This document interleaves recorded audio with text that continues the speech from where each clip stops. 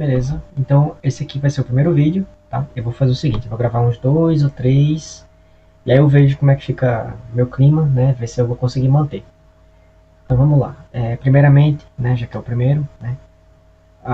De novo, o projeto vai se chamar novamente FOC, né, Formação Online de Cultura. E aí eu gosto sempre de colocar esse meme, porque é essa menina falando que ela vai sair da Globo para fundar a emissora dela, chamada Globe. Né? Então, para quem não percebeu, o FOC é o oposto do COF. Né? Então tem a relação que eu gosto de fazer, só uma brincadeira mesmo, que é engraçado. Então esse é o FOC. Fazer minha propaganda Jequiti, né? Quem quiser dar um apoio, você tem aqui o Tratado da Inteligência e você tem aqui o Percepção de Padrões. Vai tirar esse nome daí. Esse primeiro vai ficar. Enfim, então aí opções. Eu não coloquei o negócio do Kindle para você comprar não, para ficar de graça, porque eu só recebo com base nas páginas lidas. Como eu sei que vocês não vão ler, então assim, melhor pagar essa porra, porque todo dia tu só ganha 30%. 30%. Que o pessoal pensa que quando você vende alguma coisa você ganha dinheiro. Não, você não ganha dinheiro, você ganha royalties. Qualquer venda que você faça, você não ganha dinheiro da venda, você ganha o que sobrar quando você tira as despesas. Nesse caso da produção de venda de livros, é o royalty que chama. Mas vamos lá. Esse primeiro vídeo eu quero falar, vai ser mais informal, não vai ter uma coisa muito bem organizada, mas é um dos temas necessários. E é o tema da Terra. O tema sobre a cultura local, uma apresentação inicial sobre algumas questões. Eu quero tentar falar rápido, não quero aprofundar muito, mas vamos lá. Primeiro ponto. Deixa eu ver. É um ponto que é necessário colocar. Né? A gente tem uma experiência muito limitada de todas as coisas. Né? A gente tem a impressão de que temos domínio. Quanto menos você sabe, o quanto você não sabe, mais você tem a impressão de homogeneidade, e simplicidade e, enfim, uma facilidade de descrição das coisas. Né? Então você vê, por exemplo, o mapa do Brasil, você pode saber quais são os estados, quais são as capitais, e você vai ter, ainda que não tenha parado para pensar nisso, você tem a impressão geral de que é conhecível, de que é conhecido, né? essas várias regiões. Mas a verdade é que se você amplia a imagem, você vai vendo que a coisa gigantesca, assim, gigantesca. Tanto o território não habitado quanto o território habitado. E se você fizer a conta, por exemplo, de quantas cidades você realmente conhece, você vai ver que na verdade são muito poucas. Eu, por exemplo, acho que se eu conhecer 10 cidades é muito. Então, sei lá, no meu estado, acho que tem uns 190 cidades. Deixa eu ver se tem a lista aqui, a quantidade aqui. Não queria achar, devia ter planejado. Vou ver se eu faço as edições desses vídeos para não gastar muito tempo de vocês, tá? Mas eu quero fazer eles informais. Caramba, não tem a quantidade, mas é uns 190. Vamos lá, me ajuda. Não vai ajudar.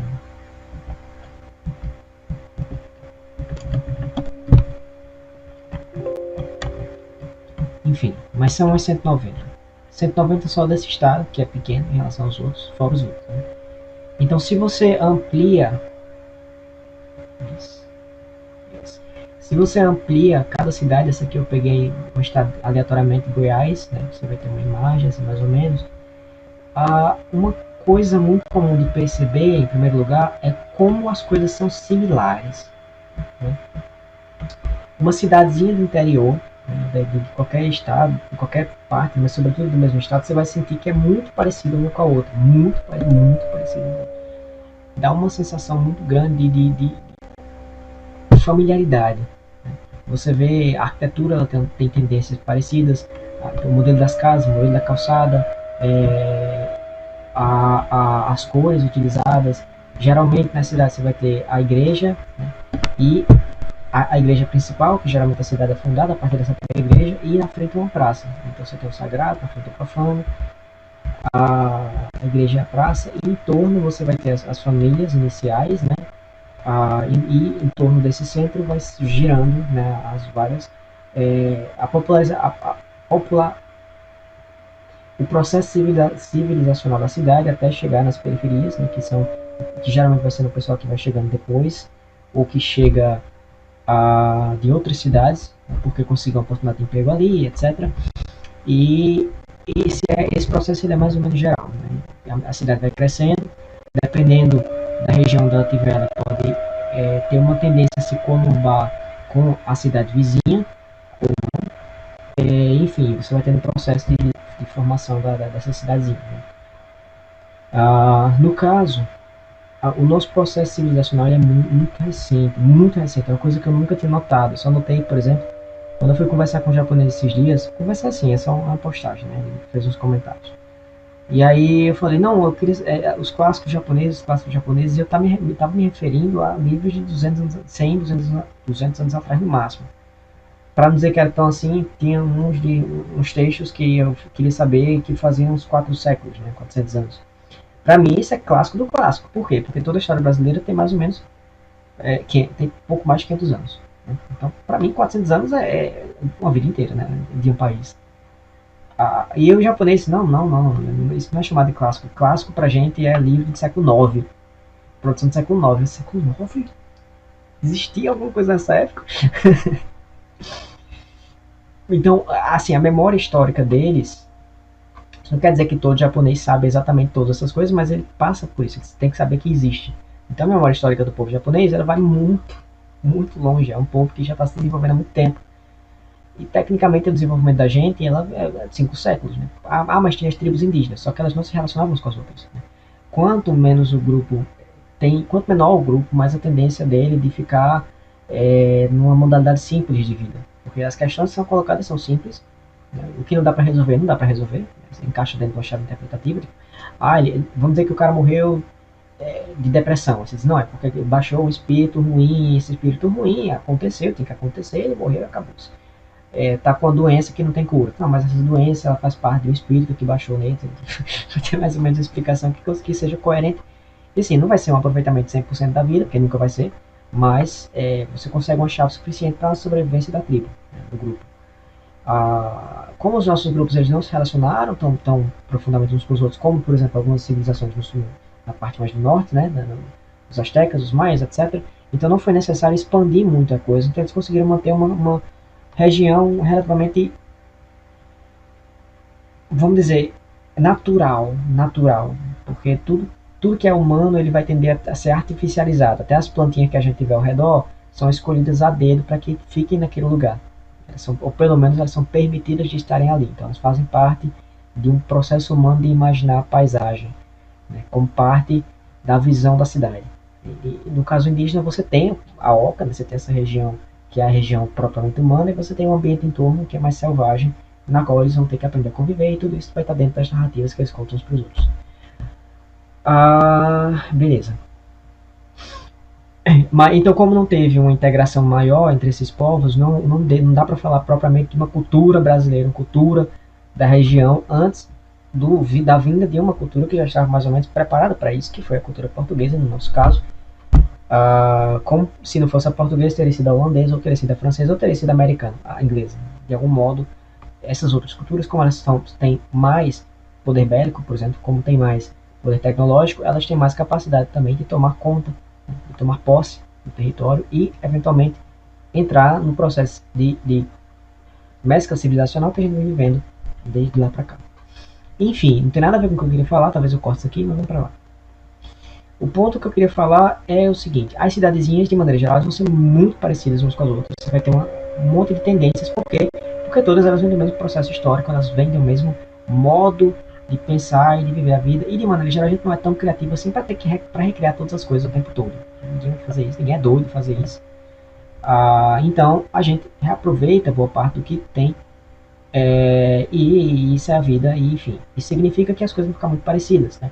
Então, por exemplo, não vai acontecer, vamos dizer assim, nesse processo de 5 séculos, não faz sentido nenhum que a gente receba influência da arquitetura tradicional japonesa ou chinesa, que é aquela coisa com aqueles tetos mais pontudos para cima, né? E ao mesmo tempo com essas bordas que elas fazem tipo como o bigodinho do Salvador Dali, essa puxadinha assim. Por quê? Porque nós não recebemos influência de lá. Esse contraste do que recebeu e do que não recebeu, dá para ter uma ideia. Dá para revelar melhor pelo contraste o que é que a gente de fato recebeu. O que é que a gente recebeu? A influência europeia, Portugal. com as adaptações, como diria Gilberto Freire, pela necessidade local. A escolha do material, por exemplo, para compor as casas, alguns detalhes, por exemplo, colocar o teto projetando um pouco para frente para tentar gerar uma sombra, né, na parte da frente da casa, porque o sol da gente é muito forte.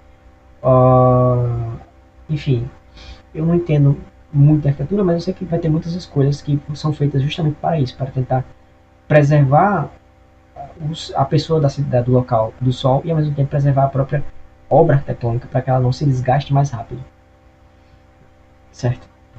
Ah, Daí, se você pega essas cidadezinhas, que a gente chama de cidade de beira de estrada, elas vão ser muito parecidas. Eu vou pegar aqui uma, Tangará, que é daqui do meu estado, uma cidade que eu já passei, eu sempre passo pela frente, eu sempre passei várias vezes, quer dizer. Você pega isso aqui, você vê, você olha e fala, reconheço isso aqui. Você vê tendências arquitetônicas mais ou menos já diferenciadas, por exemplo, a tendência disso aqui não é a mesma dessa outra, são mais ou menos propostas diferentes, mas todas elas são reconhecíveis, nessa porta de rolo é muito brasileira. Essa aqui já é um pouco mais comum. Essa aqui me lembra muito dos anos 2000. Esse modelo daqui também do lado. Esse tipo de portão, né, esse portão assim, em Natal, na capital é difícil você ter confiança de colocar uma casa assim, por exemplo, porque, né, a gente tem mais medo de assalto. Enfim, aqui eu peguei Tangará, né? Você tem as ruazinhas, você vai passando pelas ruas que não são ruas largas, né? São ruas suficientes para passar um carro. Porque essa cidade é uma cidade de beira de estrada. Né? Você tem a estrada, que é a parte principal, né? De onde passa os carros que vão passar da cidade do interior para a capital. Então, obviamente, é o centro, por assim dizer, né? A parte mais importante do comércio. E em volta você vai ter a cidadezinha normal. Nota de rodapé. Apesar do Google Maps, né, tem muita coisa aqui que não é registrada. Muita coisa que não é registrada. Então, a gente tem a impressão de que tudo já está aqui no computador, mas não está. Mas talvez um dia fique. Mas eu não sei. Mas vamos mostrar aqui mais ou menos a parte central para vocês terem ideia do que é Tangará. Tangará tem isso aqui, né, que é a estrada, e a cidadezinha que se projeta pela beira. Né? Em volta é tudo mato, e esse mato vai sendo gradualmente populado, não sei essa palavra, habitado, tornado habitável, né, para que, na medida que a população cresce ou não. Né? A tendência das cidadezinhas, na verdade, não é tanto crescer, porque elas não dão tanto lucro, vamos dizer assim, não tem emprego, em resumo, e elas estão ficando abandonadas, na verdade, né, com o tempo, e fica na cidade que não conseguem outras oportunidades para crescer, para subir de vida, porque lá em si não tem muita oportunidade. Então o pessoal do bico ou desses empregos que preenchem as necessidades da cidade, né, trabalhando na farmácia, no supermercado, além dos bicos, né, de consertar coisas nas casas dos outros, etc. E um pouco do trabalho do sítio. Só que aqui no Rio Grande do Norte, por exemplo, até onde eu conheço, não sou especialista nessas coisas, mas até onde eu sei, nós não temos uma produção muito industrializada, não sei a palavra, muito bem desenvolvida. Então acaba que a coisa fica mais de subsistência e aquele pouco que sobra você vende, né, no mercado, nos mercados, nas feiras que tem toda semana e tal, mas não é uma coisa que vá muito longe.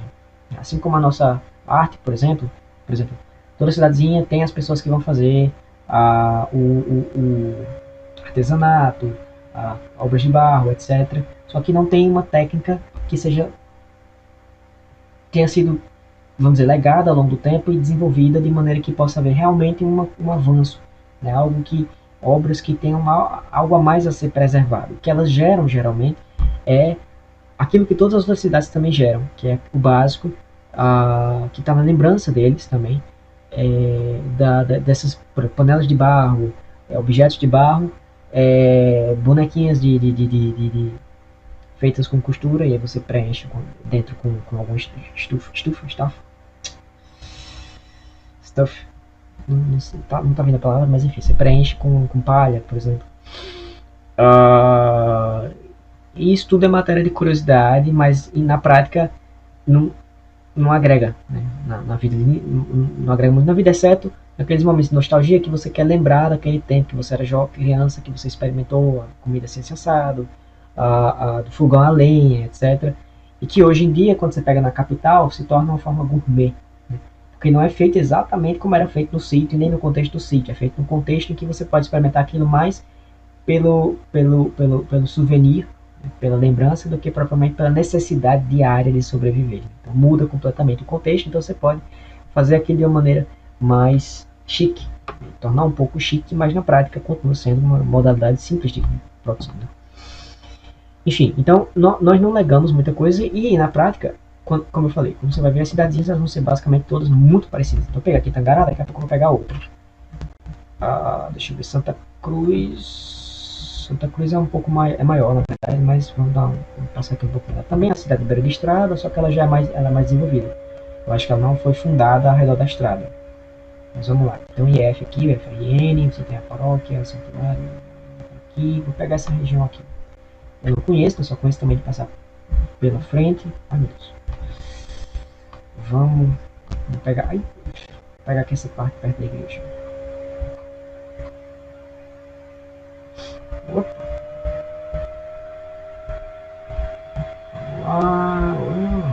Muito curto, muito pequena essa rua. Isso aqui tem cara de ter sido adaptado para algum motivo, né? Eu esqueci, acabei de esquecer. Mas enfim, porta de rolo. As casinhas, modelo arquitetônico parecido também. Vamos aqui para a rua maior que eu estou sufocado. O comércio, né, que também tem, essa rua mais de comércio. Aqui que eu devia vir. Está ali a igreja, na frente do comércio. Tem mais ou menos o equivalente a pracinha, aquele ali parece uma rodoviária. Acho que é uma rodoviária. Nossa, pode começar. Quando a cidade é um pouco maior, você já vai ver prédios maiores também. Ali é a nossa Santa Rita, né, feita para turística, turismo religioso. Mas eu queria pegar uma rua mais comum, eu acabei pegando a rua principal. Deixa eu botar aqui mais para cima, pra vocês terem uma ideia de que a coisa é bem parecida. Acho que só uma vez escolher. Mato, muito mato. Aí de novo, modelo arquitetônico, uma coisa parecida. Eu vou mostrar para vocês que é parecido, mostrando o contraste já. Olha só mais uma cidade. Vamos lá, quanto tempo? Aqui. Ih, perdi o bichinho. Vamos lá. Você vai tendo mais ou menos uma ideia. As casas também são construídas em parte para mostrar o poder aquisitivo da pessoa, na quanto ela conseguiu fazer. Então você vai ter umas casas mais organizadas. Aqui é a casa murada. Você tem já a preocupação com assalto, né? Então o cara coloca uma rede de proteção. Eu estou falando um monte de coisa besta, né? Mas é interessante. Vamos pra cá. Vou pegar só mais uma, tá? E eu paro.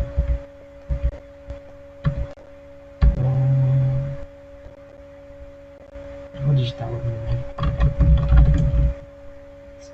State of Rio Chegamos aqui, né? É engraçado que tá chegando as igrejas evangélicas, né? Agora tá havendo uma transformação. A cidadezinha. Ela não aparece. Não aparece, pelo menos vou pensar colocando essa cidadezinha aqui. Eu já morei, sou daqui, na verdade. É uma cidadezinha que não tem as duas laterais. É interessante ver ela, pelo menos por isso. Mas ela tem a rua principal, porque ela não é uma cidade de beira de estrada, mas acaba sendo porque é a parte principal, né? Vou mostrar aqui o modelo da arquitetura. Então vamos lá. Essas casinhas aqui, elas são as mais antigas e elas são muito... Quando você pega documentações sobre a arquitetura antiga, por exemplo, eu tenho esse documento aqui, arquitetura tradicional da Caribe no século XIX, né? Ele pega casas grandes e compara com casas de cidade. Você vê segundo o que ele fala aqui, né, o Paulo Forte Feijó, as casas de cidade elas são mais ou menos inspiradas nas casas grandes, só que adaptadas, né, de acordo com o tamanho, etc. E há algumas necessidades, por exemplo, a calçada, tem uma lei que legisla a modo de fazer a calçada, a necessidade de encostar uma casa na outra, compartilhar o telhado em alguns casos. Esse aqui eu não sei se ainda é dessa época, mas acho que essas daqui são. Era necessário, se eu não estou enganado, fazer um telhado só. Então aqui você tem essas duas casas têm o mesmo telhado. Isso tudo era para passar por uma legislação, era necessário ser feito assim. Então você tem essas casas mais antigas coladas umas com as outras e que tem uma tendência comum.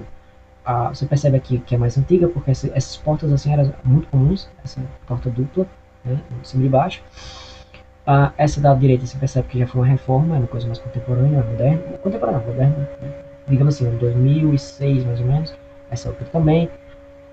Aqui você veja a manutenção dessa porta antiga, mas já com um novo modelo. E daí você, olhando a arquitetura da cidade, você tem inclusive uma ideia desses processos de transformação. E como elas são muito parecidas, né, eu gosto dessa rua porque essa rua dá para ter uma ideia bem concreta assim, do que era a arquitetura antiga. Isso aqui eu acho que mais ou menos 1930, 40, talvez 50. Mais ou menos por aí. Se eu não me engano, a casa mais antiga. Essa aqui é bem bonita. Essa aqui já é um modelo desses antigos, só que atualizado para uma estilística moderna, vamos dizer assim. Isso aqui é o mesmo modelo do casa antiga. É interessante essa transformação que ela passa. Deixa eu ver se eu consigo dar zoom aqui para mostrar para vocês. Continua sendo o estilo do casa antiga, né? Aí tem esse beiral subindo assim para tentar esconder o teto, né? Então fica com a impressão de que ela não tem um teto, mas na verdade não tem. E as portas têm aquela janela de madeira, né? Foi substituído por essas grades. E vamos lá. Se não me engano, a mais antiga ela é por aqui. Eu acho que não vou conseguir achar, não. Essas aqui eu não tenho mostrado para vocês, mas você vê que é o mesmo modelo. Telhado compartilhado. Essa aqui já é muito moderna, então até o telhado, a altura da casa está diferente. Não tem o beiral, que essas aqui tem. Esse beiral era comum, era tradicional. Acho que a mais antiga, não sei se as outras aqui, eu não lembro mais, mas tinha uma aqui que era bem antiga, mas foi demolida. Essa aqui é azul. Enfim, você vai vendo, né, olhando a arquitetura, você tem uma ideia do processo de transformação e você tem essa ideia de que as coisas são muito parecidas, na verdade. É um negócio maçom aqui, é bem interessante.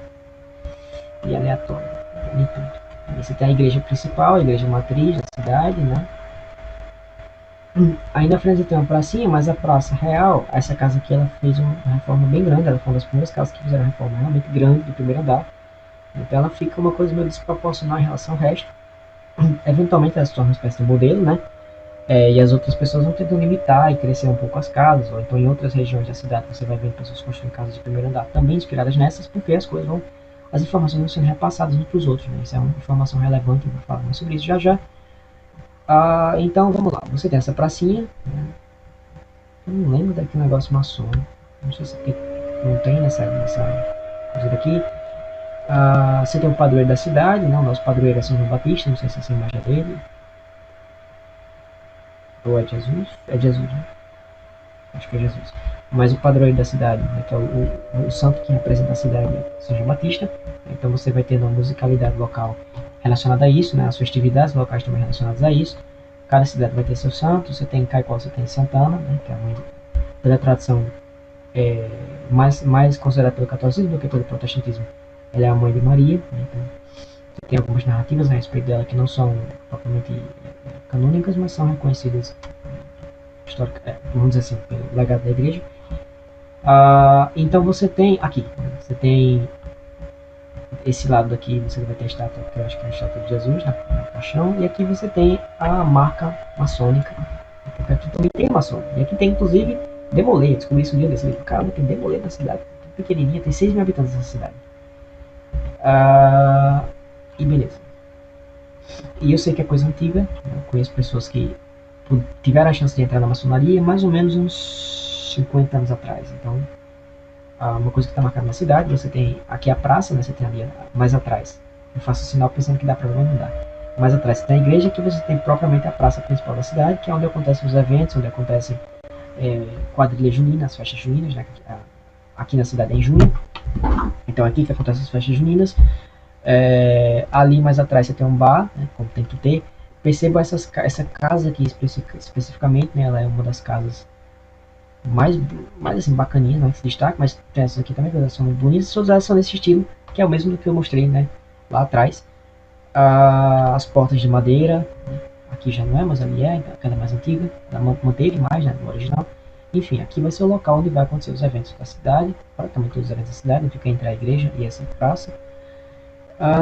Enfim, você vai tendo uma imagem dessa transformação da arquitetura, né, como que a coisa foi evoluindo. É engraçado essa casa aqui, que esse modelo, né, amarelo, preto e vermelho, foi feito para Lan House.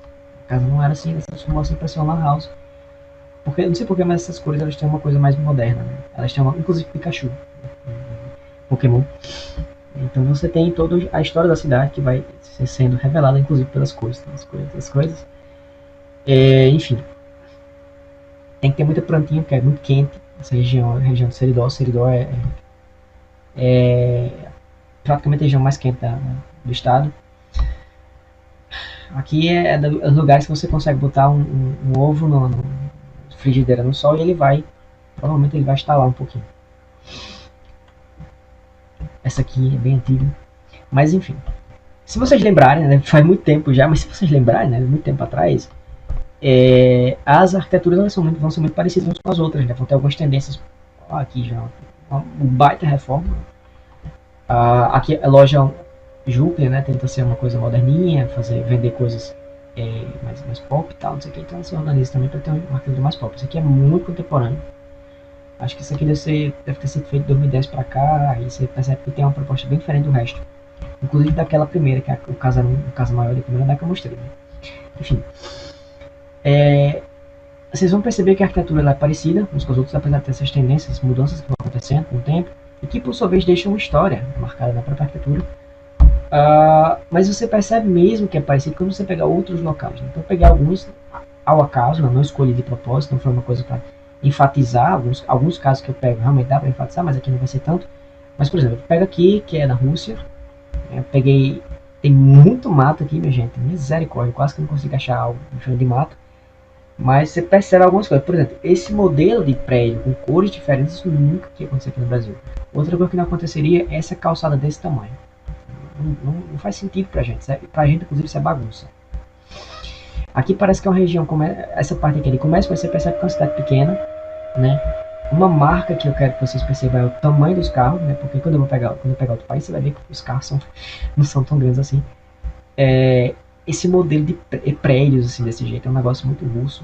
Só que geralmente quando você vê outras cidades tem muito vermelho, muita cor de tijolo mesmo. E aqui não, aqui tá mais colorido, né? Mas eu vi muito tijolo quando eu tava pesquisando para mostrar aqui para vocês. Eu preferi deixar isso porque não sei, deu vontade. E esse modelo aqui, ele me chama a atenção. Eu não sei porquê, mas ele me faz sentir uma coisa russa, apesar de que essas cores não tá muito moderninho, mas ele dá a impressão de ser uma coisa russa. Esse estilo também do piso, essa parte de baixo, quer dizer, não sei como chama. E enfim. E além disso, claro, você vai ter a linguagem, você vai ter várias outras marcas que vão apontar que realmente você está em outro local. Mas, de qualquer modo, a arquitetura em si ela vai dar muitas marcas. Apesar de que ainda tem aquela coisinha que você diz, isso aqui é familiar. Porque, de qualquer modo, as ideias vão se mesclando umas com as outras e a gente vem de uma fonte mais ou menos próxima. Pensando nessa cultura europeia. Os prédios, né? Pra gente, prédio só tem cidade maior, né? Ali na São João de Sabogia, eu mostrei uma cidade, um prédiozinho que apareceu recente, que era para ser uma espécie de hospedaria. Eu acho que não funcionou, mas enfim, ficou lá o prédio. Né? Ninguém vai para a cidade, lá não tem nada. Então, a Rússia era conhecida por ter essas grandes, uma casa, um casarão que serviria para hospedar 300 pessoas, né? Alugar para várias pessoas, né? Eu acho que foi desses casarões a coisa foi evoluindo para prédios, né? Já que é casarões, então vamos evoluir para esses prédios e montar uma espécie de comunidade.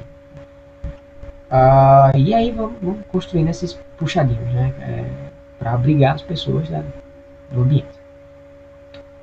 Então, agora vamos para o próximo.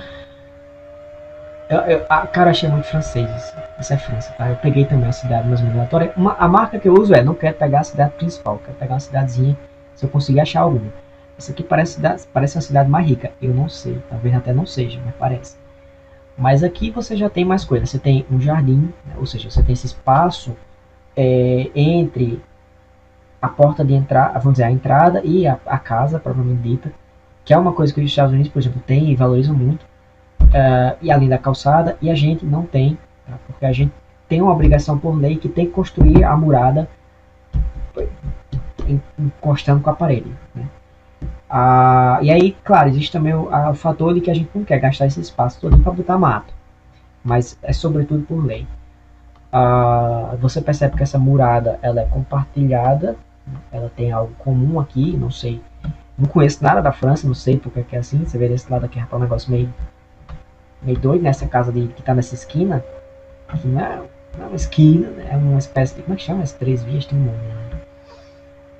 Tem um nomezinho para esquecer, mas essa eu não sei como chama. Ironicamente eu sou não francês, não sei o nome desse bicho. Mas aqui é a mais doida, a mais maluca. ela não sabe se posicionar aqui muito bem, mas você vê as outras também mais ou menos com esse modelo de é, compartilhamento da murada, né? E esse espaço de, digamos, de jardim, né? Que essa aqui, por exemplo, não está aproveitando muito bem esse espaço de jardim, você vê uma arquitetura bem diferente, bem moderna, né? Essas outras também, eu acho que essa casa de rico, não parece carro de rico, eu não sei como é que é francês, esse carro não parece carro de rico. Mas ó, rosas, tal, não sei o que. Você vê de cara, você vê que isso não é Brasil. Você não sabe dizer que é França, mas você vê que isso não é Brasil. Quando você vê que o nome da rua é Rua Leonardo da Vinci, você já vê, opa, isso aqui é Europa. Europa. Eu achei muito engraçado quando eu vi o nome da rua. Eu digo, porra, fica na Nova Aquitânia. Isso tem cara de Roma. Vamos lá, outro modelo de casa. Você vê que aqui é outra proposta, outra ideia, muito diferente da nossa. Essas janelinhas assim a gente não tem de jeito nenhum. Enfim, outra proposta. Tem um pouco de familiaridade, até porque é casa, né? Não tem como você fugir muito de algumas propostas, mas você vê que é uma outra coisa. Vamos para a próxima, né? Peguei o Japão. Japão, amigo. O Japão eu adoro vez por outra dar uma volta por aqui. Antes né, gostava mais, hoje em dia não. Mas é ruas apertadíssimas, muita subida e descida. É uma região, o Japão é uma região que não é reta, né? Não é planada. Então você tem muita subida, muita descida. As casas elas vão se ficando as cores meio assim, meio doidas, sabe? E aquela coisa daquela arquitetura, aquele teto tradicional, ele tem, mas ele vai ficando mais ou menos ocidentalizado também. Você percebe aqueles tetos dali de cima, tem aquela coisa de dizer, não, isso aqui tem aquele cheirinho, mas não é tanto, né? Aquela ênfase que tem dos tetos assim é mais para templos mesmo e locais, é, enfim, que façam uma proposta mais antiga, mas esse teto aqui ainda é uma espécie de herança, né, dessa proposta de teto japonês, que eu não sei por que ele existe, deve ter um motivo, inclusive climático para isso. Essas coisas nunca são por acaso, mas eu não compreendo. Mas você vê aqui que não tá diferente também. É muito imprensado, apesar de você percebe que é um casarão, mas é um casarão imprensado. Os nossos casarões são muito horizontais, eles ocupam muito espaço. Aqui não, aqui ele tá imprensado, parece uma casa pequena, mas na verdade você sente que é um casarão. Está construído para ser um casarão, uma casa grande, uma casa chique, uma casa provavelmente rica, mas tá assim, né?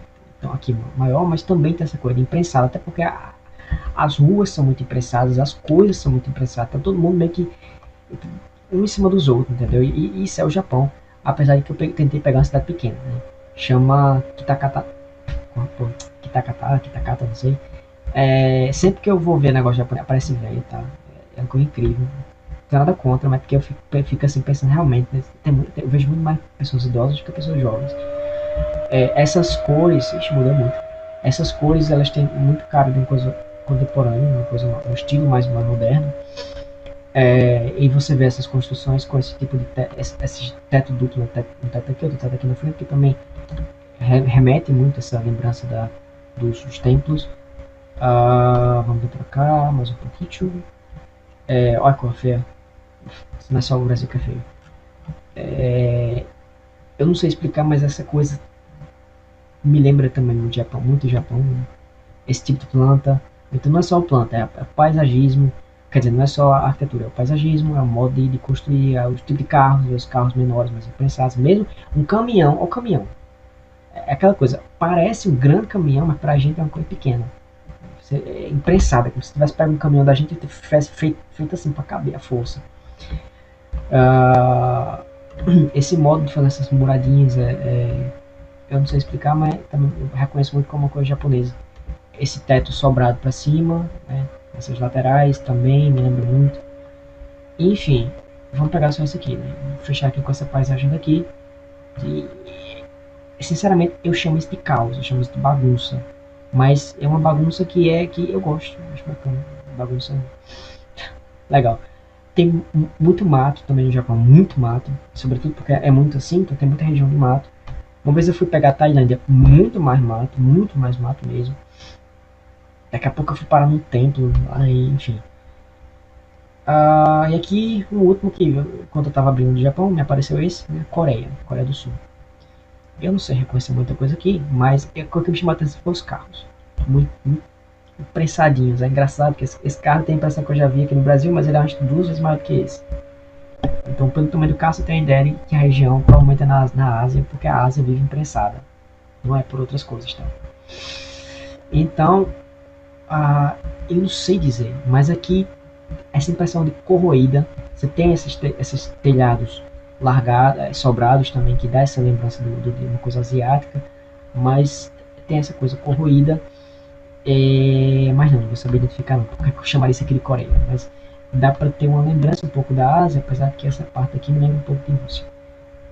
Mas também peguei uma cidade aleatória, e Coreia eu realmente não posso falar nada, eu peguei só porque eu peguei, para mostrar para vocês que deu vontade. Então eu não posso comentar muita coisa aqui.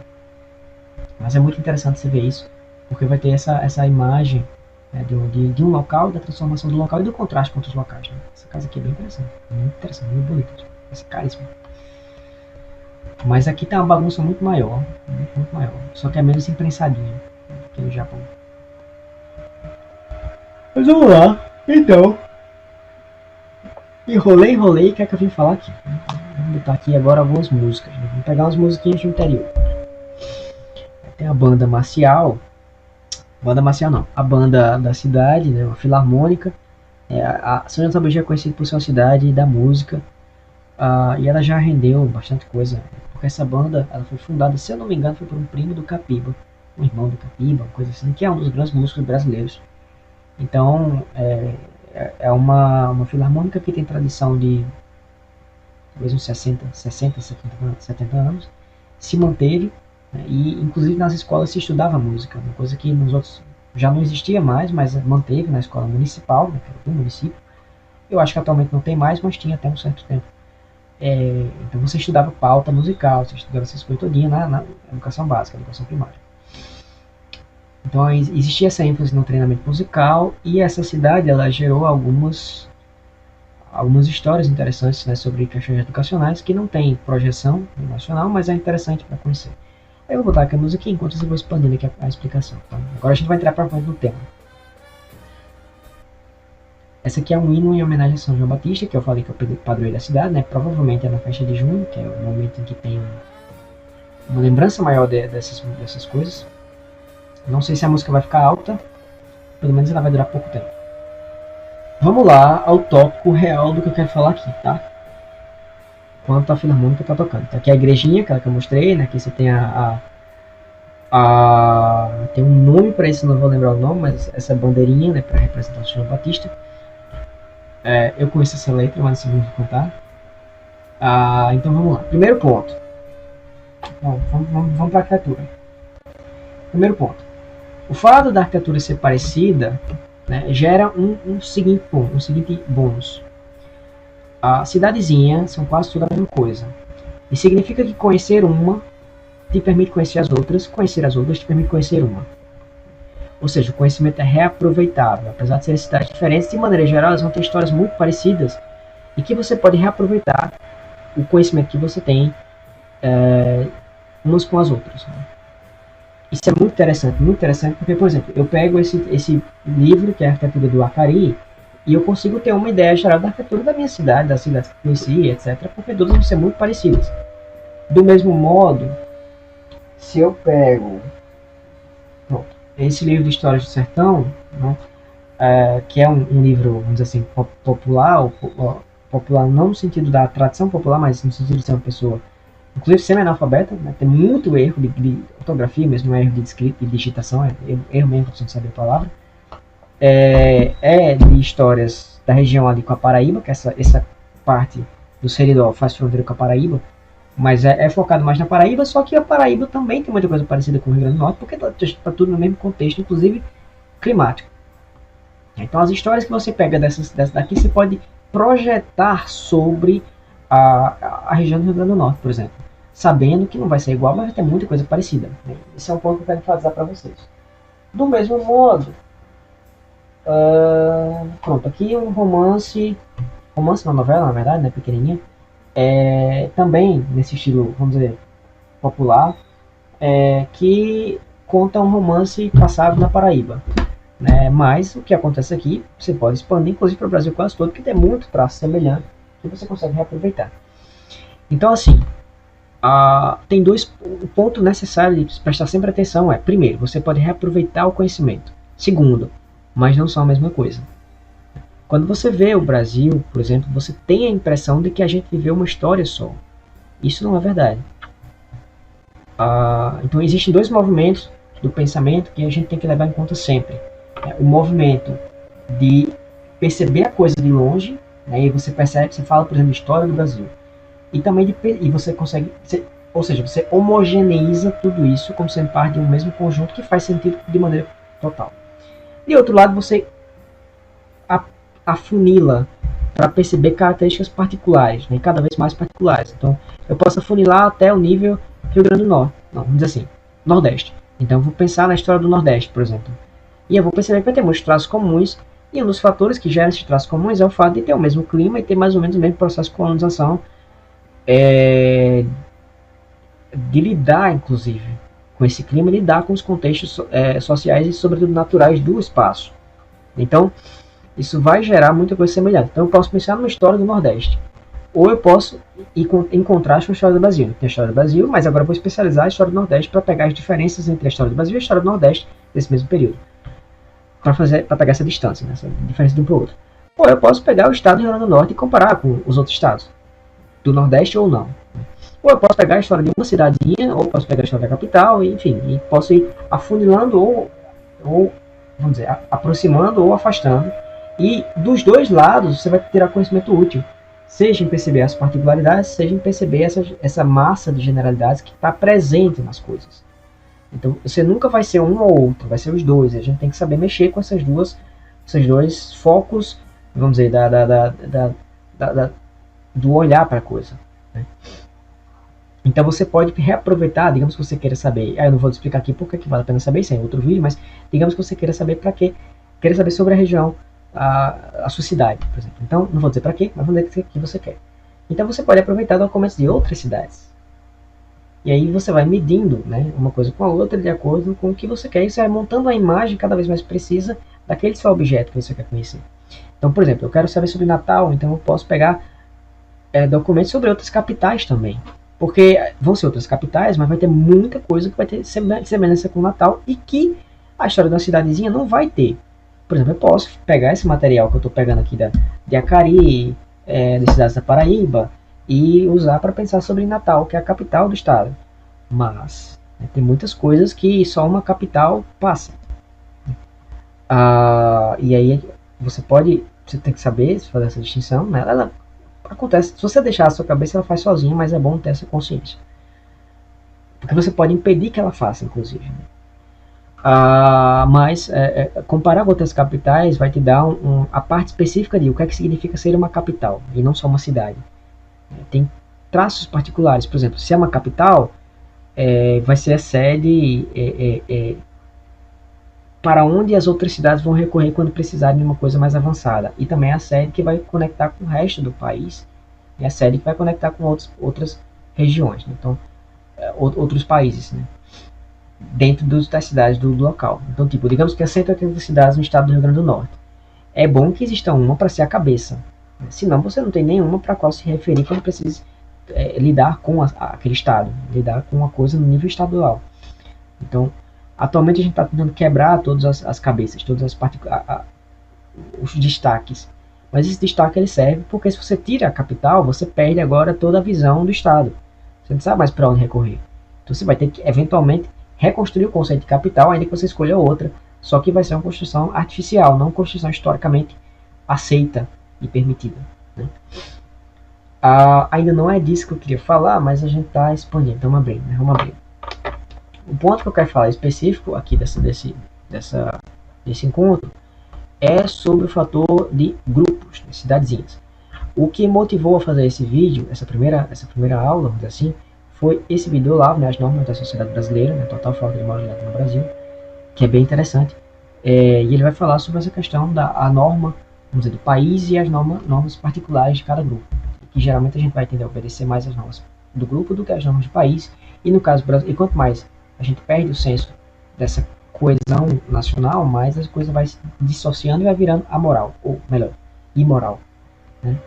Então, É interessante pensar um pouco sobre essas coisas. Né? O que é uma cidade? Né? Eu quero falar um pouco sobre isso. E, em primeiro lugar, ninguém, né, nenhum brasileiro, ele vai responder a leis, exatamente. E você não parou para estudar a Constituição, o Código Civil, o Código Penal, o ECA, o Código de Como Lidar com Idosos. Ninguém vai fazer isso, é impossível fazer isso. Então a gente não obedece às leis tal como elas de fato foram escritas. A gente obedece às regras de comportamento do ambiente.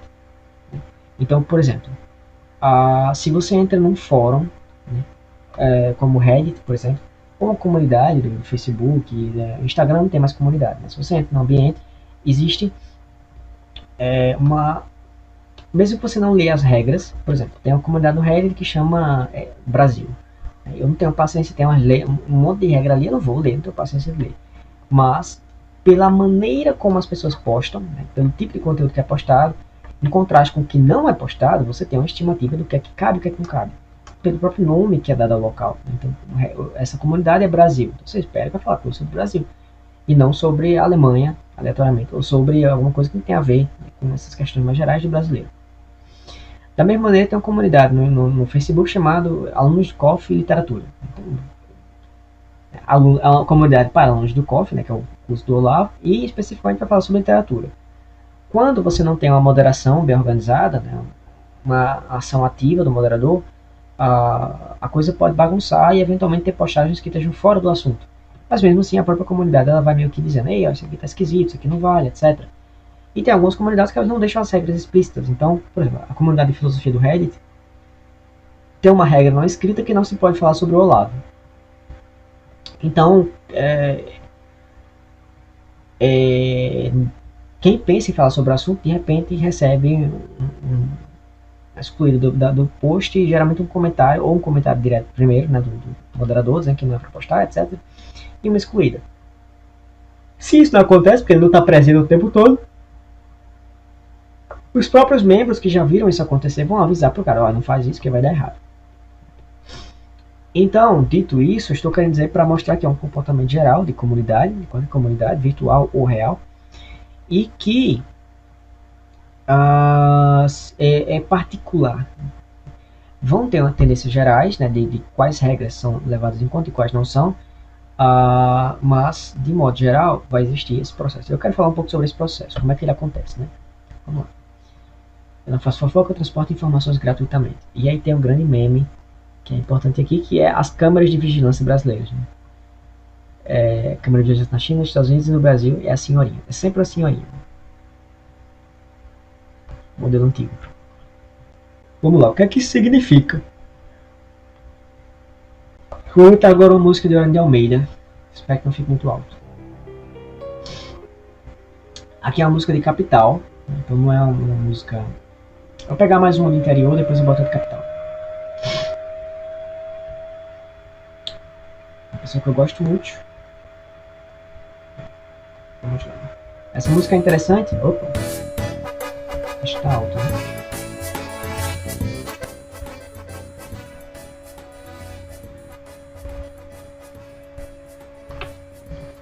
Acho que ainda tá alto, mas eu vou tentar ver se eu consigo subir minha voz aqui. Beleza, tá baixinho.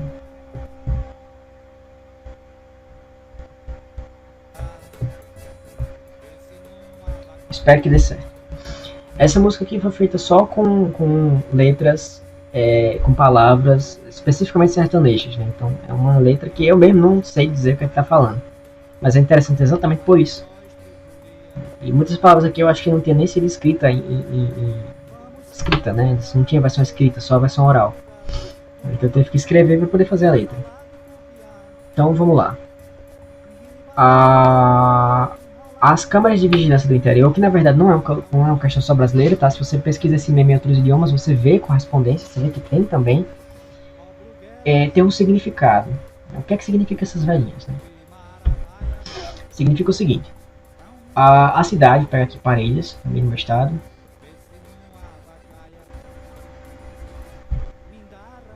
Vocês podem imaginar uma cidadezinha, por exemplo, ou que pode ser um bairro. Quando a cidade é grande, muito grande. Essas cidades aqui tem tipo 10 mil habitantes, 20 mil talvez. O máximo maior é tipo 50 mil. Se a cidade é muito grande, eventualmente ela vai se dissolvendo em pedaços, né? Esses pedaços podem ser o bairro, a, ou uma região, ou por exemplo, você pode morar em condomínio. Então, o condomínio ele vai ser esse ambiente que vai ter esse processo que eu vou falar aqui. E esse processo é basicamente um processo de transmissão de informação. Ele necessariamente acontece. Você pode imaginar uma cidade ou essa região como uma espécie de livro de literatura, onde está contadas as histórias das pessoas que estão ali, né?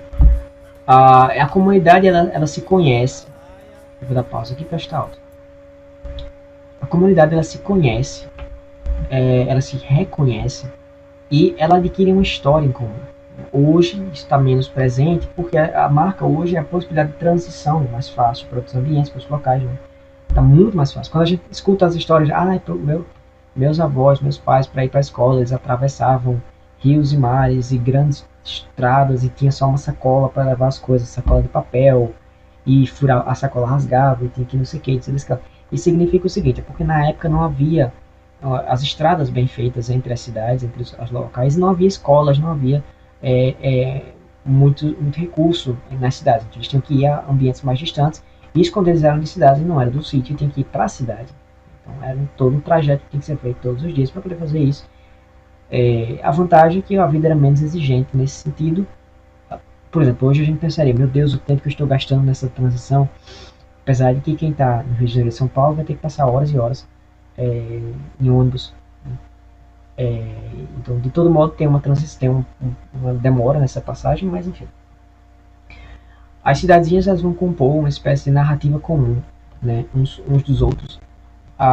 E dessa maneira, isso é natural. Por exemplo, você começa a frequentar uma comunidade e você vai começar a reconhecer as pessoas, mesmo que a gente use pseudônimos, mas você passa a reconhecer aquelas pessoas que estão com os pseudônimos, né? Ela adquire uma identidade naquele lugar, e você espera algo dela. Então, por exemplo, se eu sou comum, se eu sou conhecido num grupo, num fórum, daqui a pouco eu crio um novo nome, crio uma nova personalidade, inclusive posso fazer, e ninguém vai saber que sou eu e vão me julgar de maneira diferente, porque eu não tenho o peso da existência que tem o meu nome. Eu estou com um novo nome, então eu pareço ser outra pessoa. Se alguém reconhece que sou eu, não outra pessoa, né? A identidade é a mesma, daqui a pouco ela transfere o que sabia de mim para cá e vai ter uma espécie de choque, uma dissonância inicial ali que ele vai ter que se reacostumar com essa ideia, porque ele formou uma nova ideia dessa segunda pessoa que não é eu, está esperando que não seja eu. Então, isso não dá para fazer na vida da cidade, porque a marca a sua identidade está junto com o seu corpo. Virtual permite fazer isso, mas a vida comum, espaço normal, não permite. Então, o que acontece? Você passa a ter uma história com base no seu corpo, sua identidade física. E essa história ela vai se espalhando rapidamente. Nesse processo, isso acontece em parte porque é natural conversar sobre as coisas, sobre as pessoas, em parte porque é uma maneira de conhecer as possibilidades do ambiente, as regras do ambiente, o que pode, o que não pode, como lidar com aquilo, como lidar com as situações da vida e aprender sobre a vida em geral, como lidar com a vida em geral. Claro, pelo gosto da fofoca. Então, a gente representa no meme por velhinhas porque geralmente são aposentados que têm mais tempo para sentar na calçada à noite, por exemplo, e começar a botar os papos em dia. E elas ficam mais tempo, e quem passa por perto delas, inclusive sabendo disso, elas tomam esse papel social de contar as histórias, né? Já vai, passa pela frente, ou porque precisou, porque foi lá justamente para pegar as histórias do que é que aconteceu de mais recente.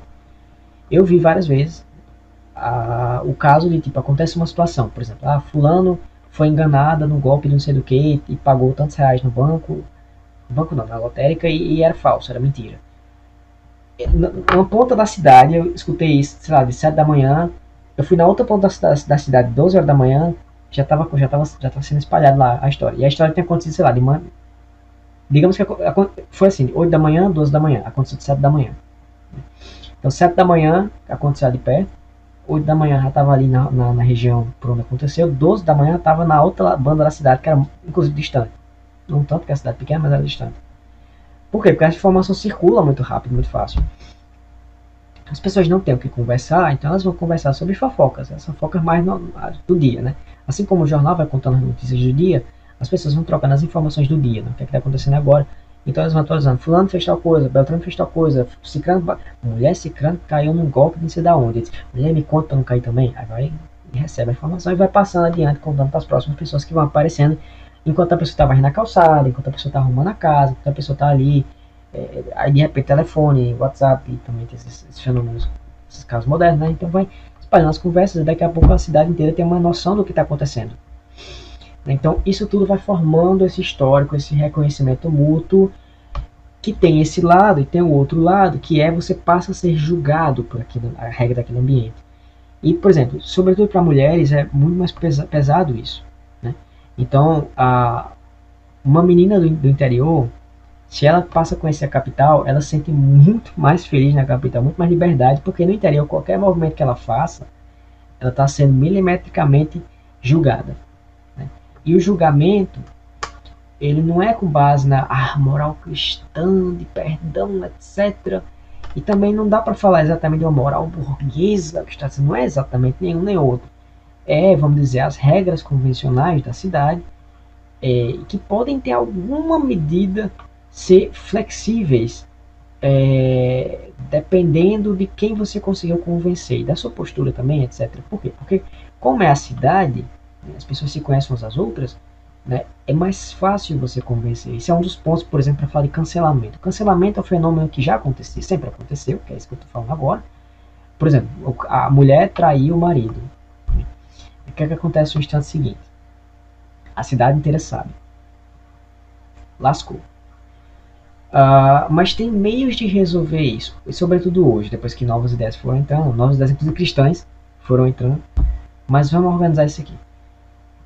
Se acontece de acontecer um crime, né, uma situação, aqui em Natal teve a situação de que a mulher levou os filhos fantasiados de escravo para um Halloween. Tudo bem, foi uma escolha burra, mas a reação que ela recebeu foi desproporcional, 100% desproporcional. Por quê? Porque o padrão de julgamento da internet ele é um padrão muito mais radical e, sobretudo, quem está julgando você não é a comunidade, é um grupo fantasma. Você não tem acesso, você não vê, você não sabe quem são, você não sabe quem é inocente ainda, não conhece o funcionamento da internet no mundo contemporâneo, não sabe sobre quais são as regras pelas quais você vai ser julgado. Então o julgamento ele vem e ele vem com força total. Nada da cidade pequena é próximo do julgamento que a internet consegue fazer. Isso não tem como acontecer nesse nível antes. Para casos banais. Se fosse uma coisa muito grave, tinha. Mas uma coisa banal, assim, não. Porque era a comunidade sabe se reajustar em casos assim. Então vamos voltar para o caso da traição. A mulher traiu o marido. O que é que vai acontecer no instante seguinte? Por que a pessoa é tão rígida? Por que acontece tanta tragédia? E é legada essa tragédia pra gente? Pelo seguinte motivo. Falando de maneira geral. Recentemente as coisas mudaram, mas e isso é um dos motivos que permite essa moral um pouco mais permissiva, mas antes você tinha o seguinte, o salário era recebido, sei lá, de 6 em 6 meses, mais ou menos, no interior isso, o pessoal, estou pensando em ambiente de campo mesmo, de sítio, próximo de sítio, então era pouco, o salário era recebido tipo 6 meses, era difícil o transporte, etc, tinha uma dificuldade, e era o comum da época, então, e era pouco, né, pouco dinheiro. Então o pessoal tinha que viver na base da confiança, né? Então, existia uma coisa chamada comprar fiado. Não sei se tem figurinha aqui. O cartão, né, à vista ou a prazo, o cartão não é fiado. Aqui. O cartão ele não é fiado exatamente. Ele é a prazo. Ou seja, tem um prazo de pagamento que está ali marcado. É o equivalente ao que era o cheque, que já é uma coisa que veio depois. O cheque é uma promessa que você está fazendo de pagamento, mas que tem que ter algum fundamento na hora, senão nem passa, não tem como passar. O fiado não, o fiado é 100% da confiança. Fiar vem de confiar, confiar vem de fiar, na verdade. Então a venda fiada significa o seguinte: você chega na vendinha, né, tem um nomezinho que eu esqueci, e você compra a comida para seus filhos, né, farinha, feijão, arroz, tá precisando, tal, uma rapadura, quando consegue ter um pouquinho mais de dinheiro. E o vendedor vai lá e ele anota na caderneta dele, fulano de tal, tá devendo tal, tal, e anota na sua. Você está devendo tal, tal, tal, ou é você que anota, enfim. Você está devendo tal, tal, tal, a fulano de tal. Então você vai ter a cadernetinha com as dívidas que você vai ter. E o grande sucesso era quando você conseguia, depois de receber o salário, conseguir zerar a caderneta, risca tudo, está tudo pago. Mas essa venda, né, ela vai depender, ela não depende de um banco. A venda a prazo e o carnê, o cheque, depende de um banco. Tem um banco mediano na relação de vocês. Né? Então, assim você não pagou, mas o seu problema não é com a pessoa, é com o banco. Você vai se virar com o banco. O fiado não. O fiado é com a pessoa, é você com a pessoa. Então, relacionamento cara a cara. Então, o que é que acontece? Como é que eu vou saber se você é confiável ou não? Como é que eu posso saber se eu confio em você? Eu vou saber com base na sua moral, né, no seu status diante daquela sociedade. Né? Então, a época era mais bruta também. Por quê? Porque o trabalho era bruto, as pessoas tinham que viver do campo, tá? Uma coisa bruta, pesada, difícil, que não dava espaço para frescura, para suavidades, sabe? Para uma coisa mais mole, mais tranquila, mais, sabe? Não dava.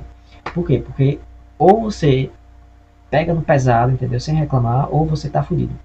Em resumo. Então, quando se fala assim, o sertanejo, o homem não pode chorar, o homem tem que ser forte, não interessa as emoções, etc, etc. É porque se você tá nesse contexto de brutalidade, tipo, tá num momento de seca, seus filhos estão chorando, sua mulher tá chorando, você tá ali, você começa a chorar, acabou. Acabou, acabou. Se começou a dar um problema, você começa a chorar, ou se começou a dar um problema, você fica, ai não, ai vida, ai universo, acabou também. Então, assim, é exigido mais brutalidade. A época exigia mais brutalidade. É necessário que tivesse assim. Por que a gente pode falar mal disso hoje?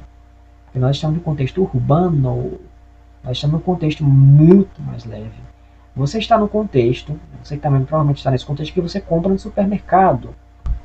O supermercado, ele depende destas pessoas. Né?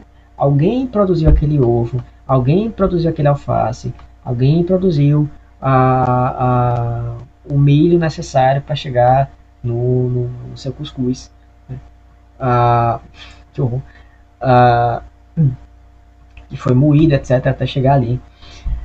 Alguém tem a vaquinha que produziu o leite que você comprou em caixinha e está consumindo em casa. Então você pode falar mal dessas pessoas, mas essas pessoas ainda estão numa condição próxima, não igual, mas próxima ao que era dos tempos antigos. Então eles têm que ser um pouco mais brutos. Então, a brutalidade. O que acontece? Brutalidade, etc. E eu tenho que saber se eu posso confiar em você. Eu sou dono da bodega, bodega é a palavra que eu queria. Eu sou dono da bodega, eu quero saber se eu posso confiar em você. Como é que eu vou saber? Porque assim, o primeiro fracasso já vai ser um grande prejuízo. Né? Mas, enfim, a comunidade se conhece, etc. Mas qual é o meio de medida? O meio de medida é, você é confiável? Como é que eu vou saber se você é confiável? Eu vou saber exatamente pela o seu rigor. Né? Eu quero saber se você é um cara cabra da peste. Né? Eu quero saber se você é um cara que tem força para trabalhar, que você não é vagabundo. Né? Então não interessa. Na verdade, é até esperado que o cara seja galinha, porque significa que ele tem força, né? Tem energia, ele tem um desejo e ele faz o desejo realizar. Então, por isso também que a sexualidade é exacerbada para os homens. Por isso também, não é só isso. Por isso também. E, por outro lado, se você tem uma mulher e a mulher te trai, isso mostra que você é fraco. Você não conseguiu segurar o que é seu. Você não conseguiu manter. Você perdeu para outro homem. Então, isso passa a imagem de que você é fraco. E é fraco não quer dizer, ele é um cara que é sentimental, etc. Isso é ruim para só você. Não, significa o seguinte: como é que eu posso confiar em você se você não deu conta da sua própria casa? Você pode ser o cara que não vai trabalhar o suficiente, que vai desistir do trabalho, que pegar uma condição ruim de trabalho, um chefe bosta, pegar um bem bruto assim, você vai começar a chorar, vai querer pedir para sair. Se você for essa pessoa, eu não posso confiar em você. Resultado, eu não posso vender para você. Então, o cara que é traído e não faz nada, ele vai perder seu status público, vamos dizer assim. Perder o status público significa o seguinte: ele perde a chance de conseguir comprar fiado, ele vai precisar comprar fiado nesse contexto. Ele perde a chance de, inclusive, de arranjar mulher, outra mulher, né? Ele perde a chance de trabalho, porque ele passa a ser conhecido como um cara galinho, um cara fraco, né? Um cara que não dá conta da própria casa, etc., da mulher, não sei o quê. E ele vai, em resumo, ele vai se afundar socialmente, economicamente e, consequentemente, psicologicamente. A cultura que a igreja permite nascer, ela abre uma brecha social, se o cara souber fazer, que pode fazer ele retrucar tudo isso, abrir um espaço psicológico em que ele pode retrucar tudo isso. Mas a gente não tem, eu não tenho depoimento da nossa religião, o catolicismo praticado popularmente, ter essa compreensão suficiente para isto. Então o que acontece na prática é, se foi traído, tá fudido. Você vai ter que dar um jeito. Então o que acontece logo em seguida? A primeira tentativa é, vou dar uma pisa na minha mulher. Ela não fazer mais isso. Dependendo do grau de brutalidade do cara, ou do grau de problema, do tamanho do problema, vai depender quem é o cara que está envolvido, etc. Várias questões que estão envolvendo, pode ser que ele vá mais longe. Então, se a mancha foi muito pesada no status dele, ele pode ter que matar o cara, ou pode ter que matar a esposa. Isso não é legal, isso não é bacana, mas isso era o modo sociológico, o modo como foi possível encontrar para tentar lidar com essa questão de como é que eu posso fazer para sobreviver nessa sociedade. Foi o que deu para fazer. Se você reclamar, é tipo, ótimo reclamar, beleza, faça melhor. Tente achar uma solução com o que tinha na época de conhecimento, que era quase nada, entendeu? Então, assim, é bom falar no conforto como é?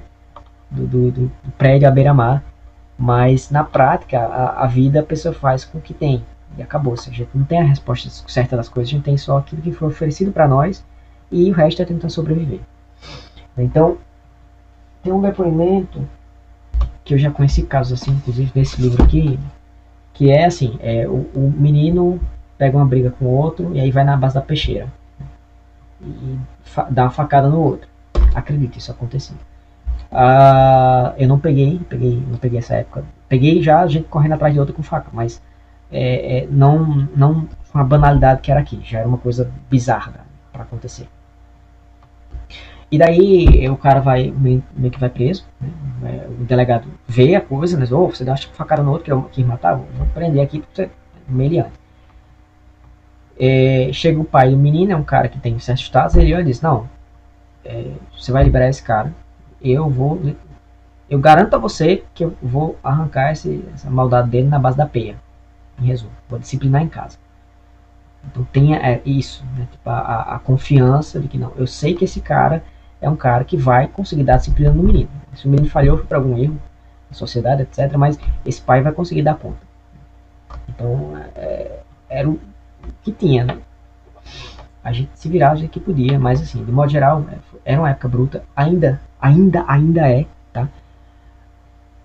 A nossa educação escolar, a educação universitária, sobretudo, ela não faz a mínima ideia de nada dessa brutalidade. Ela nem sabe que existe, entendeu? Mesmo que tenha visto. Porque você se preenche de conhecimento e você não sabe voltar. Opa, onde é que eu tô? Como é que é aqui? O que era antes? O que tá agora? Você não tem a terra, então você fica com a ilusão de que o mundo é fofo, lindo, S2, e tipo, não é isso. A vida não é assim, tá? A vida é complicada. E as pessoas vão resolver os problemas com base no que elas conhecem, e geralmente elas conhecem muito pouco. Então, por exemplo, a única solução que existia para esse tipo de problema nesse nível de gravidade era a brecha aberta pelo cristianismo. Podia tentar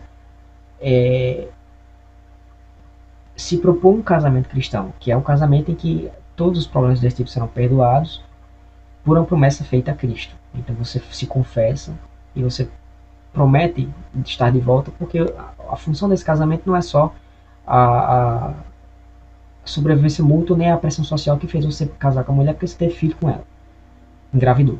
Ela é uma promessa de santidade dos dois. Então, esse contexto ele não é comum, mas as narrativas cristãs eram suficientemente comuns para que um casal que estivesse fazendo isso e estivesse fazendo a sério, ou seja, um povo piedoso, um casal piedoso, bom, e que soaria bastante bizarro para a sociedade, ou simplesmente seria meio que desprezado da sociedade comum, ninguém ia notar que eles são diferentes, ia perceber que é só um caso estranho, mas isso provavelmente seria suficiente para permitir que casos assim acontecessem e que a mulher pudesse ser reintegrada na família sem passar por casos mais graves, situações, sofrimentos maiores. Mas só nesse contexto. Fora desse contexto, você literalmente não tem vias para abrir brecha para resolver esse problema. Porque se você diz, vou perdoar minha mulher, perdoou, beleza, mas o cara, ele vai ficar zoando com a sua cara. O cara com quem ela traiu vai zoar com a sua cara, e ele tem todo o direito de fazer isso, porque o pessoal não é fofinho, bonzinho, maravilhoso, a vida não é assim, então ele vai zoar com a sua cara, a mulher perde o senso de autoridade que você tinha, então você se torna um bosta pra ela, porque ela também está no mesmo ambiente, ela também está no mesmo contexto, e você não reagiu porque você foi fraco, tu não vai pensar nisso, você está com medo do cara, então a sociedade não vai te respeitar, a mulher não vai te respeitar, então não tem como você manter o suficiente de autorrespeito para suportar isso tudo sozinho. Não tem como, não tem como. Qualquer coisa, alguém fala mal de você, sabe, fica chorando, querendo chorar, fica com medo, diz, minha vida não presta, eu sou um bosta mesmo, o cara falou que eu sou um bosta mesmo. Porque isso é normal, o psicológico da gente não é tão forte assim para suportar uma pressão social tão grande. Às vezes uma pessoa já dói, imagina muitas, a sociedade inteira, o ambiente que você tem de referência, inclusive. Então não dá. Outro ponto, como a comunidade ela se conhece, na medida que ela vai adquirindo uma história em comum, né, eles passam a se reportar uns aos outros com base nas relações uns com os outros. Isso revela algumas coisas interessantes que eu quero falar aqui. Então, por exemplo, vamos dizer, eu conheço a minha cidade basicamente das gerações da minha avó para cá, até porque ela era Paraíba e veio para o Rio Grande do Norte. Então, quando alguém vai falar, tem as pessoas que conhecem a minha avó, tem as pessoas que conhecem a minha mãe, são gerações diferentes, as pessoas que conhecem eu. Então, se alguém da época da minha avó vai falar de mim, geralmente ela não sabe meu nome exatamente, exceto as que são mais próximas. Ela sabe, assim, esse menino é filho de fulana, que é filho de Beltrano, que é casado com fulano e tal. Então, é sempre assim. Isso significa várias coisas. Uma das coisas que significa é a comunidade não consegue enxergar essa passagem de influência no tempo. Ela tem um tempo mais marcado consigo, coisa que geralmente não acontece no ambiente urbano. Como a gente não tem muita referência, né, sobretudo o urbano, que eu digo no sentido mais moderno mesmo, de você, eu sou do interior, vim para a capital, então aqui eu não fiz muito vínculo com ninguém, não participo de história nenhuma aqui, eu estou participando, na verdade, da mesma história, da onde eu vim, só que prolongando em outro ambiente. Eu não tenho pretensão de voltar, mas ainda que eu esteja aqui eu não estou vivendo exatamente a história da cidade, estou vivendo a história da minha cidade, só que prolongando em outro espaço. E aí, claro, eu adquiri elementos desta cidade aqui, mas não exatamente como participante direto. Enfim. Então, as pessoas elas vão se reconhecer com base, quando é nesse ambiente mais reconhecível, nessa visão histórica da coisa. Então, quando elas olham para mim, elas me veem como filho da minha mãe, dos meus pais, filho dos que são filhos dos meus avós. Então, eles conseguem enxergar, eles tendem a ver já de imediato essa expectativa do que o fruto não cai longe da árvore, né? A sociedade contemporânea fez uma espécie de tentativa de dissociar essa relação dos filhos com os pais, mas mesmo assim tem uma marca ali, só que a gente não sabe mais localizar. A gente perdeu o fio da meada de como medir o mundo contemporâneo, mas ainda assim a mesma regra vale. Porque por mais que, tipo, a minha avó não fazia a menor ideia do que, ela só foi saber o que é eletricidade já adulta. Então, eu nasci no ambiente já com internet, praticamente. Então, a princípio, parece que eu vou ser muito diferente, mas na verdade não. Mas tem que saber achar esse centro que é passado nas gerações. Mas antes, no mundo antigo, que não tinha tanta informação, era muito mais evidente essa passagem. Inclusive quando o problema era do próprio filho. Tipo, tem aqueles filhos que passam muito longe da expectativa. Alguma coisa aconteceu de errado, entendeu? Então, A própria comunidade ela sabia perceber que, opa, isso é uma tragédia. Por exemplo, os pais eram bons, os filhos são bons, mas tem um filho que deu errado. O que foi que aconteceu? A gente não sabe, pode ter sido a má influência, vai ter as explicações, a má influência, o diabo, enfim, são essas outras coisas que aconteceu, enfim, a gente não consegue ajudar, mas a gente entende essa relação. Né? Em outros casos, não. Se o filho faz merda, a cobrança vem pro pai, então pros pais. Então os pais têm que disciplinar. Então, toda essa questão da disciplina, da apanhar, eram os meios que tinha na época para tentar resolver esse problema, para, de novo, manter o status, por meio do qual você consegue sobreviver na comunidade. E aí eles iam se reconhecendo com base nesse histórico. Então, se eu fosse lembrar do meu nome com base no como me chamam, eu não ia conseguir lembrar do meu nome, porque o meu nome não existe. Meu nome é como João Cabral no começo do Morte e Vida Severina. Eu sou Severino, filho de fulana, que é lá de não sei da onde, da terra de fulano e tal, de não sei o que, não sei o que, não sei o que.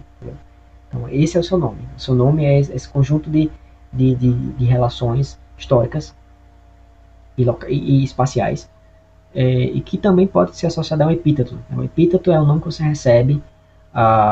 Tudo isso eu estou falando, eu estou usando essa terminologia porque você vê isso, por exemplo, nos clássicos gregos, mas você não imagina que o mundo sempre foi assim até recentemente, que ainda é assim, só que a gente não reconhece mais, mas ainda é.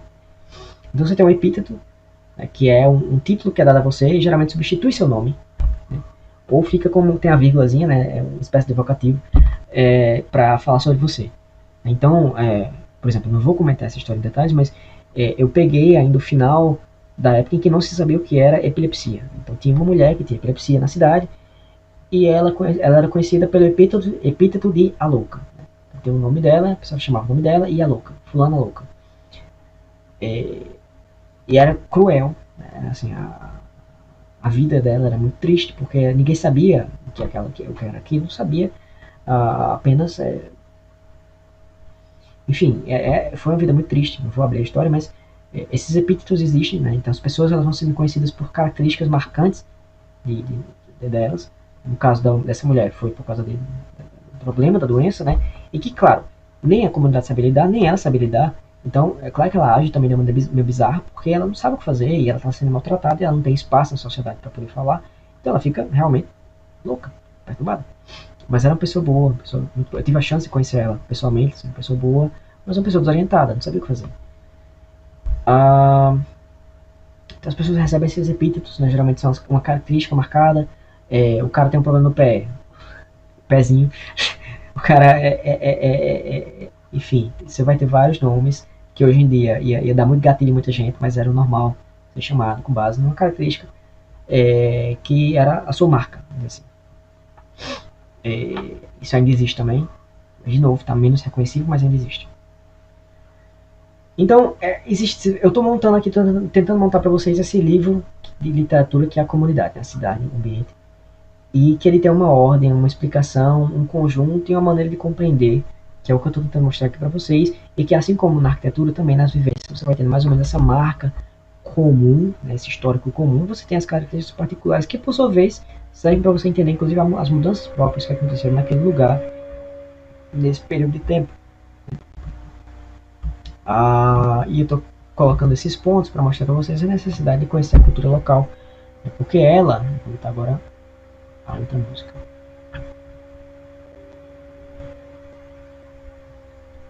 Acho muito brega esses produtos do Lorena de Almeida, foi um dos únicos e grandes músicos da cidade, música erudita, mas é meio chato. Mas esse aqui eu acho bonito. Chama Sarado do Potengi. Então vamos lá.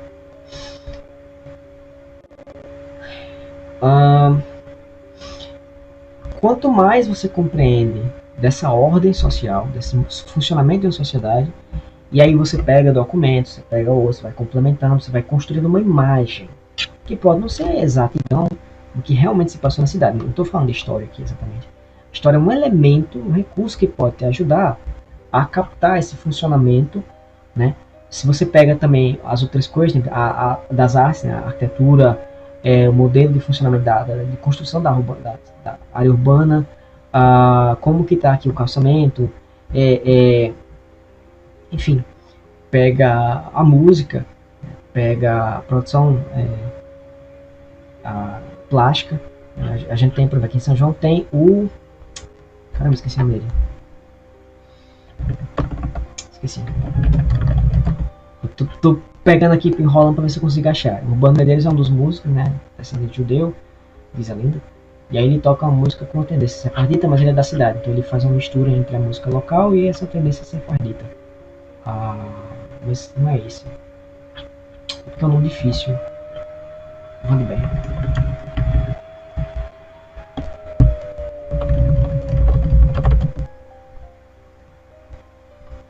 Pronto, Vandenberg é um pintor da cidade, e aí ele faz pinturas do estilo de... Não tem um estilo, mas são pinturas para representar cenas locais. Aqui, por exemplo, essa nova. Para representar a época do carnaval, né, você tem o Zé Pereira, que é esse cabeção aqui, que era a festa tradicional do carnaval aqui da cidade, né?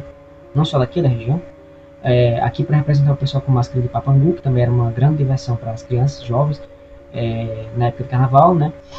As bandas de música, mas a grande atração era o Zé Pereira, né? Que é essa cabeção que o pessoal usava.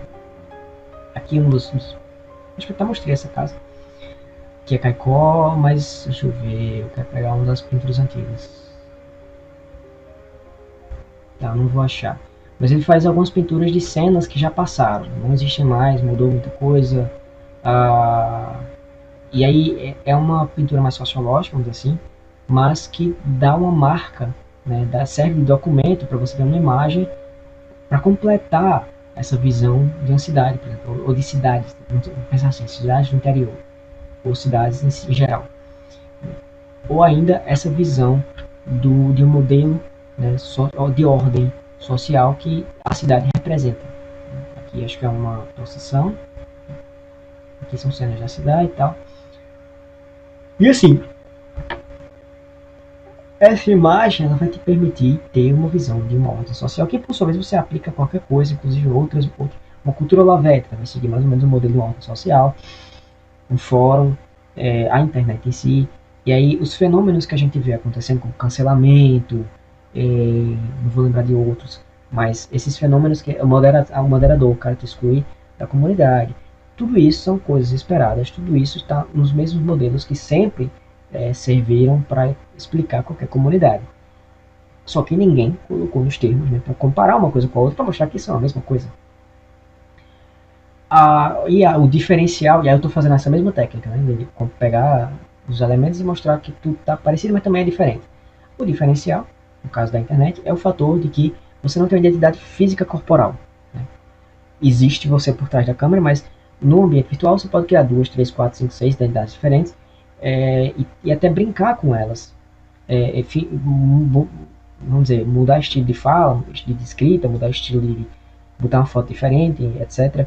De um desenho, e dá a ideia de que você faz parte de grupos diferentes. Tipo, eu faço 5 perfis.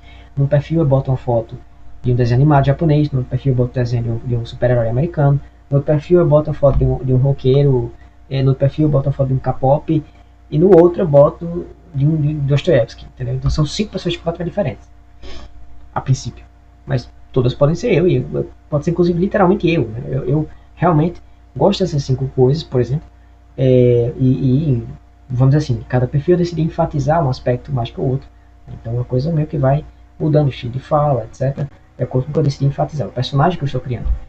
Na vida de uma comunidade física, não tem como isso acontecer. Então isso gera certos diferenciais, como eu falei. O cancelamento fica muito mais pesado, porque não tem alguém físico para onde você possa recorrer e pedir uma espécie de mudança no julgamento. Não tem como. Uma comunidade física tem. Como eu falei, o caso do cara que foi preso, daqui a pouco chega o pai e diz, não, peraí, esse aqui eu cuido em casa. Isso não tem como acontecer. Porque você não tem um centro ou um representante que possa servir como o juiz da situação. O juiz não existe, só existe o acusador. Né? E pode ter a defesa, mas a defesa não vai te impedir de perder o emprego, de ser massacrado, de ter que acabar com seu perfil de redes sociais, ficar um bom tempo fora. E aí na cidade você também vai receber reações, mas essas reações não vão seguir mais a regra da comunidade, vai seguir a regra da internet. Então vão ser reações pesadas e desproporcionais também, de acordo com o que veio da internet. E aí isso é o processo do mundo digital, ele meio que substituindo e entrando no mundo real, e a gente não está percebendo esse fenômeno acontecendo desse modo, Mas na verdade é porque o mundo digital em si está se tornando uma comunidade própria, já se tornou uma comunidade própria, com suas regras e seu livro, né, seu livro de literatura, e a gente está vivendo nele, e a gente não tem mais como evitar que ele exista. Então, não é questão de reclamar desse fenômeno, mas é entender as leis e como funciona esse processo de julgamento digital, porque não vai deixar de ser assim. Tá? Quem sofre mais, obviamente, são os mais velhos, porque eles não fazem a mínima ideia de que aqui está acontecendo. E a gente, pelo menos, não tem a ideia, mas tem a vivência. Né? A vivência dá já essa regra, dá essa imagem da regra que, por mais que você não tenha uma explicação exata, formal, mas você tem uma estimativa do que aqui pode e do que aqui não pode. E aí vai sobrevivendo como dá.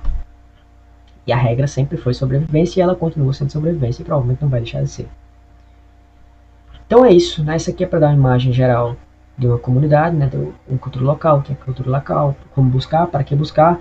Em resumo, você pode misturar aqui tudo que você quiser. Ah, caramba, abri sem querer. Isso foi quando a atriz Potiguares fez um projeto na cidade, né? Para visitar, conhecer as coisas e assim.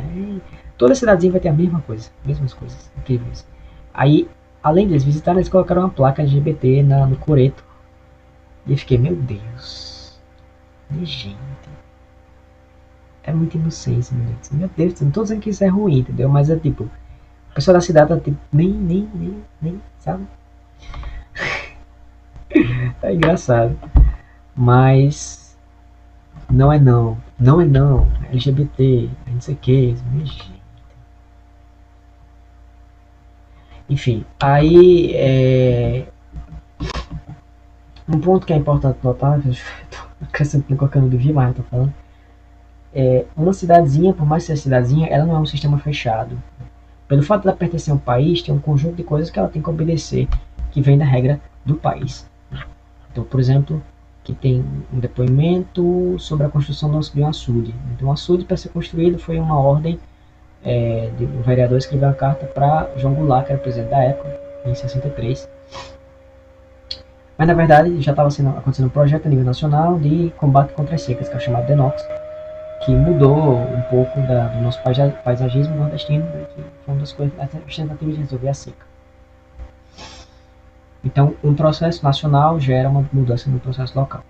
O processo local não gera um nível nacional, a não ser que alguém de lá tenha um destaque a nível nacional. Por exemplo, teve um presidente que veio daqui de Natal, se não me engano, foi Café Filho, não sei. Mas exceção, não é a regra. A regra é que um processo nacional ele necessariamente gera uma mudança local, né? Ou seja, a cabeça, né, como eu falei há uns anos atrás, não vou achar, mas a cabeça, né, a capital, ela gera um efeito no resto, e ela pode ser afetada pelo resto, mas ela é menos afetada do que ela afeta, né, proporcionalidade. A não ser que aconteça um fenômeno no interior que seja de grande porte e que passe sua influência, né, para as várias, para a capital. Chegue na capital o efeito, ou numa coisa maior, enfim, você vai ter essa transição. Mas ela é a exceção, não é a regra. A regra é da capital para o interior. Eu esqueci o que eu estava falando. Sim, então os efeitos, né, de uma lei. A gente está participando dentro desse território que é reconhecido como sendo parte do mesmo território e isso gera efeitos nível nacional, mas como eu falei, é necessário saber a distinção de uma coisa com a outra. Porque, por exemplo, quando você chegar a situações como o Nordeste ser vermelho, né, em relação à política e o Sudeste ser de tendência mais direita, né, tem motivo histórico. Só que essa história você não vai conhecer pela história do Brasil. Você tem que entender especificamente o que é o sentimento nordestino, para você entender porque é que Lula foi o grande nome, pelo menos um nome reconhecido para o Nordeste. E eu gosto sempre de dar o exemplo do próprio Olavo, inclusive. Para o Olavo, uma das acusações que ele faz de Lula, acusação moral, vamos dizer assim, é que Lula fala que ele comia cabrita e para Olavo isso é tipo, meu Deus, isso é um absurdo, uma coisa horrível. E você conhece, eu conheci pessoas da capital que não fazem a mínima, que também, olha, absurdo, horrível. Porém, né, o que acontece, não estou dizendo que é uma coisa recomendável, mas acontece de que, na prática, isso acontecia muito, muito, muito. Por quê? Porque o menino, quando tá na época, né, de puberdade, essas coisas, ele fica doido, doido, e quer procurar um buraco, entendeu? Não dá pra pegar mulher, não pode, né? O peso social vai cair muito em cima, então ele vai atrás do próximo buraco que apareça. Infelizmente alguém vai sofrer. Então assim, acontecia, tá? Acontecia, não era incomum. Eu cheguei a conhecer pelo menos uma pessoa que admitia que fez isso várias vezes já. Não sei se não tive conhecimento direto de mais pessoas. Eu não fiz isso, tá? Mas eu sei que existe e eu sei que não é absurdo, assim, não é tão incomum assim. E nas épocas antigas era mais comum ainda. Depois ficou menos, porque a gente passou a ter uma espécie de. O século XX fez a gente passar por uma higienização muito grande, muito grande. Não falo disso aqui não, mas muito grande mesmo. Então esse processo, né, de pegar os bichos, né, felizmente sumiu. Ou vem sumindo, né, mas não sumiu. Mas enfim, isso é. Eu estou dando esse exemplo para dizer que a mudança, né, de comportamento entre as regiões ela existe e ela pode tornar incompreensível, ela pode revelar um conjunto de coisas históricas que aconteceram são incompreensíveis entre uma região e outra. Mas a gente toma tudo de maneira homogênea. Mesmo o Olavo, apesar de ser um caso besta, né, mas mesmo o Olavo ele meio que passou batido de algumas coisas do Nordeste. Na verdade, em relação ao Nordeste, passou muita coisa batida, mas ah, isso não quer dizer que o que ele fala esteja errado, não quer dizer que eu estou diminuindo nem nada, estou querendo dizer que a gente, tem, a gente pode pegar o discurso dele e levar em conta outros detalhes que ele não levou em conta. Natural. Então é isso, né? Esse foi o primeiro encontro, né? Eu vou tentar gravar outro, hoje não, já tá tarde inclusive, mas vou tentar gravar outro. E vamos ver, né, se vai dar certo. Eu não posso garantir ainda que vai dar certo. Eu sei que se der certo, vai ser o FOC, né, o nosso FOC, Formação Online de Cultura.